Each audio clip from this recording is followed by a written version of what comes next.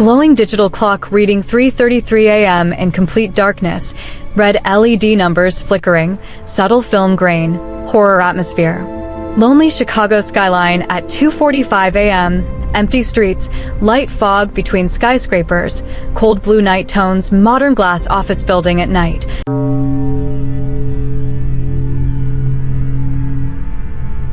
Just one ride. That's all Emily Carter wanted. Get home. Fall face first onto her bed.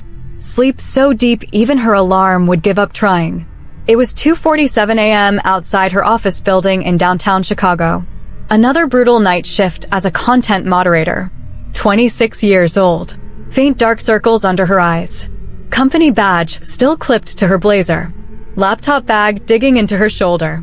She stepped through the glass doors, the city unusually quiet for once. Cold air. Empty sidewalks. Distant traffic humming somewhere far away. She pulled out her phone and opened the ride app, searching for drivers. Then a name popped up. Michael Hayes. White Toyota Camry. ETA, 3 minutes. Her forehead creased. Again? Same guy. 3 nights in a row. Down the street, 2 headlights cut through the darkness. The white sedan rolled up smoothly and stopped in front of her. She opened the back door. "You're Michael." He gave her a small, polite smile. "Yeah, 3rd night this week, right? Same place in Logan Square." Her hand froze on the door handle for half a second. She didn't remember telling him her exact neighborhood. Maybe the app shows it, she thought. She slid into the back seat, clicked her seatbelt, checked the map. Downtown to Logan Square. Normal route. Via I-90. The car pulled away. At first, everything felt ordinary. A delivery truck rumbled past. A distant siren echoed somewhere. Streetlights stretched endlessly above the empty highway. Then the car exited. Not toward I-90, but onto a darker, industrial stretch lined with warehouses and abandoned lots. The app says to stay on the highway. Michael glanced at her through the rearview mirror. His eyes looked tired. Not just sleepy. Exhausted. "App doesn't always know the fastest way at this hour," he said calmly. "I take this road late at night." They passed shuttered factories. Chain-link fences. Flickering sodium streetlights that made every shadow look twice as tall. Then, the radio crackled. Static. A distorted voice broke through. "This is WGN Radio. July 2nd, 2015. Late night bulletin." Emily frowned. "That's weird." He turned it off immediately. "Music distracts people at night," he said quietly. "Silence is better." Her stomach tightened. A few minutes later, she noticed a billboard. Riverfront Diner, open 24/7. A smiling teenage boy holding a burger. They passed it, took a turn, and somehow, the same billboard appeared again.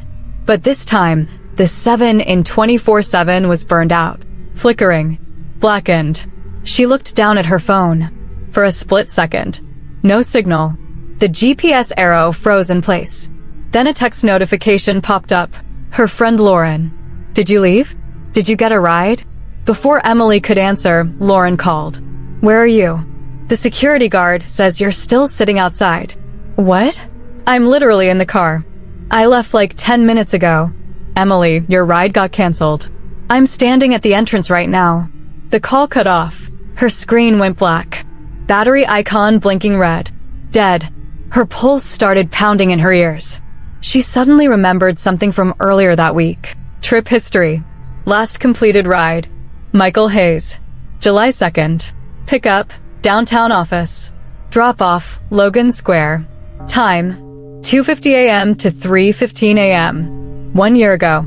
Her throat tightened. Today was July 2nd. 2:59 a.m.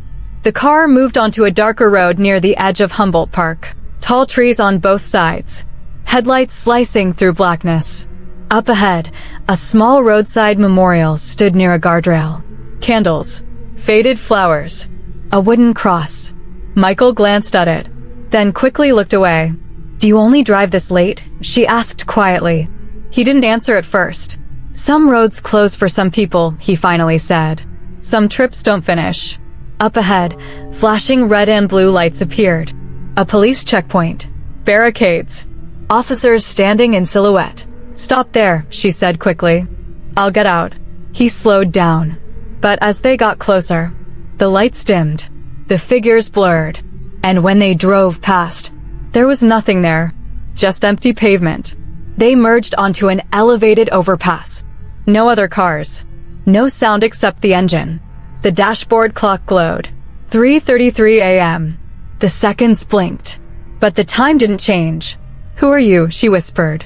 "Are you even?" He smiled faintly. "A year ago. Same night. Same time. I was driving a passenger home. Took extra rides for the money. Someone hit me near that memorial."